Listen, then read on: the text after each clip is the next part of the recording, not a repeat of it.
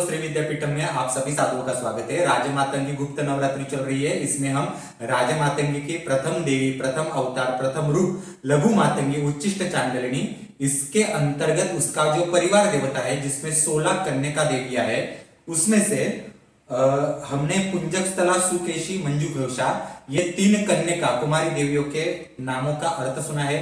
ये देवियां क्या करती है वो देखा है। आज हम देखने जा रहे हैं कि चौथी महारंगवती कुमारिका देवी क्या करती है। तो महारंगवती, तो रंगवती ये एक अलग समाज है देवियों का, ठीक है। ये रंगवती करती क्या है, तो आगे लेक्चर को शुरू करने से पहले हमारा YouTube चैनल शेयर कीजिए, सब्सक्राइब कीजिए, पुराने लेक्चर सुनिए, श्रृंखला सुनिए और लेक्चर सुनिए, तो आपको ये लेक्चर समझ में आ जाएगा। जिनको भी ऑथेंटिक साधना सीखनी है तो उच्चिष्ट चांडल्य की साधना हम सिखाते ही है, साथ में राजमातंगी की भी साधना हम सिखाते हैं। पूरी जानकारी इसकी डिस्क्रिप्शन बॉक्स में दी गई है। अब महारंगवती ये देवी लघु मातंगी के लिए क्या काम करती है। महारंगवती मतलब ये जो है ना, ये मंजू घोषा नाम की, जो इससे पहले की मंजू घोषा नाम की जो कन्या देवी है, ये बांसुरी बजाती है। तो वो बांसुरी के ध्वनि के ऊपर, ताल के ऊपर महारंगवती नृत्य करती है। रंगवती, इसका अर्थ यह है कि मंच के ऊपर आर्ट परफॉर्म करने वाली देवी। रंग करना मतलब क्या है कि एक वॉल है, उस दीवार को अलग अलग रंगों से हमें उसको एक हम कह सकते हैं कि उस अलग कलाकारी करनी है, ठीक है। रंगवती यानी कलाकारी करना, एक बड़े से मंच के ऊपर रंगवती करना, कलाकारी करना, आर्ट परफॉर्म करना, ये काम जो है महारंगवती के पास आता है। ये नृत्य की देवी है जो लघु मातंगी के जगत में आती है। अलग अलग प्रकार के डांस परफॉर्म करना, ये इसके पास आता है। और सिर्फ बांसुरी के ध्वनि के ऊपर, जो मंजू घोषा की बांसुरी है, सिर्फ उसी के ऊपर ये डांस करती है, नृत्य करती है। उनका नृत्य अलग है।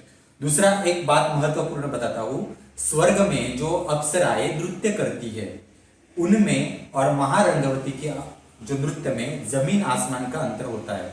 यहां पर आप हमारे यहाँ के जो आर्ट है यहाँ की भी तुलना नहीं कर सकते, ठीक है।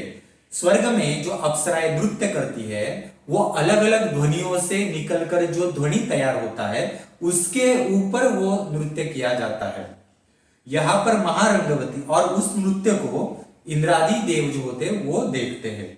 और यहां पर महारंगवती जो है ये उनसे भी उच्च कोटि का नृत्य करती है और सिर्फ एक ही बांसुरी के ध्वनि के ऊपर, सिर्फ बांसुरी के ध्वनि के ऊपर ये देवी परफॉर्म करती है। तो यहाँ पर अलग अलग जो है कुछ वाद्य नहीं है, ये इसका स्पेशलाइजेशन है। उसकी जो नृत्य करने की पद्धति है वो एक तपस्या है, वो साधना है। और वो सब देखने के लिए श्री ललिता त्रिपुर सुंदरी, श्री कामेश्वर भगवान और उनसे लेवल के जो अन्य महाविद्या शक्तियां है वो देखने के लिए आते हैं क्योंकि उनको भी शांतता चाहिए, आंखों के लिए कुछ कलाकारी भी चाहिए। तो ये सारे काम ये करती है। अब ये तो आपको समझ में आ गया ना। रंगवती का अर्थ है मंच पर अपना नृत्य कौशल्य जो सादर करती है, मंच को पूरा मंच को आर्ट परफॉर्म करती है, उसको कहा है महारंगवती। अब इसमें अलग अलग प्रकार के हाव भाव होते हैं, नृत्य आविष्कार होते हैं, मुद्राएं होती है, चेहरे के ऊपर एक्सप्रेशंस होते हैं, ये सारी चीजें इसमें होती है। तो वो बहुत उच्च कोटि का विषय है। इस देवी के 6 हाथ है। जब वो देवी के रूप में होती है, आर्ट नहीं करती, तब 6 हाथ होते हैं। जब वो नृत्य करती है तब 4 हाथ होते हैं। मैं आपको इसमें 6 हाथों में क्या होता है वो बताता हूं। तो एक हाथ में जो होता है ना, राइट हैंड में सूर्य मुद्रा की हुई रहती है, तो उसको बैलेंस करने के लिए यहां पर चंद्र मुद्रा की हुई थी, ठीक है। तो ये 2 हाथ है, सूर्य मुद्रा और चंद्र मुद्रा। दूसरे 2, तीसरा और चौथा हाथ है, तो यहां हार्ट के सामने दोनों हाथों से वो स्वस्तिक चिन्ह ऐसा कुछ अलग टाइप का बनाती है, तो स्वस्तिक चिन्ह बनाती है। ये स्वस्तिक नाम की अलग मुद्रा है, तो ये कलाकार की मुद्रा है ये।